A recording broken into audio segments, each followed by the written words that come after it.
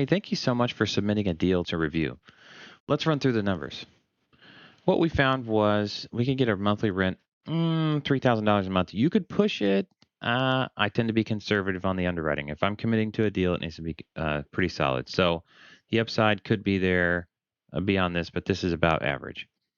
You gave us the PITI. Thank you so much for that. 2338. What we expect is a slight increase in insurance based on our sober living model. So our insurance will go up a little bit. Property taxes are probably going to go up about 1,200 per year. That's our estimate here. We didn't have HOA or other things to be concerned about. And because it was a relatively new property, we could bring down capex and maintenance a little bit. Because of the higher rents, we can bring management down to 8%. What we get is a negative cash flow of $110 a month, unfortunately. Now, what could fix that? Well, reducing costs. There's not much room to reduce costs here, or increasing rents. Those are the only two things. So if we push this up higher, 3,300, we have to find a way to get that, and we get $127 a month actual cash flow after expenses. My concern with that is it's a 1.26% cash on cash return. So not a deal. I mean, I could tell you pretty quick, but I wanted to walk through the thinking process here. The down payment is huge, huge among us, right? So our total entry fee is above 20%, which most people cannot bring, will not bring. So unless there's a stellar rate here, even still, a 1.26% cash on cash return is no good.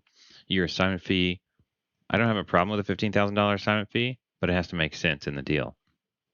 If we cut it down to 5, it brings down our price here. Our cash on cash goes up a little bit. If we cut the seller down to 50,000, okay, we're still in really trashy cash on cash return. I don't believe that we can honestly push rents much above that 3,300 mark here.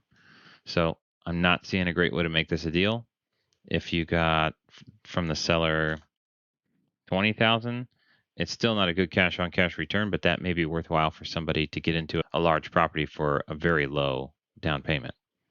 It's very near break even, and it's at this point it's probably not about the cash on cash return for somebody if they can get into a property like that. If I had to guess, you're looking at a mid equity deal where the $100,000 is the seller wants all of their equity up front, and that just busts the deal.